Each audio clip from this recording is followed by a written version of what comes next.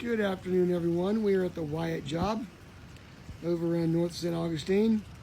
This 3 days ago was that granite paver patio we showed y'all, and as you can see, it's gone. And in the back of the dump trailer over there, unfortunately, right? And the dump trailer, is that where it belongs, in the dump trailer? Yes, it does.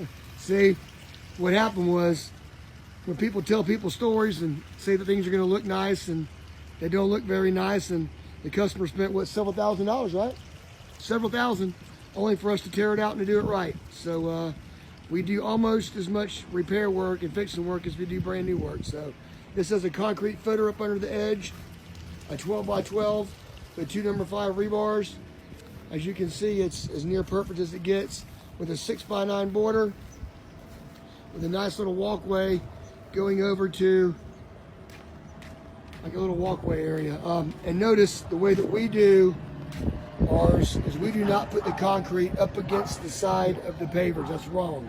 The concrete goes up under the paver, just like the footing up under the edge here. Let me get down so where y'all can see. See that edge up under there?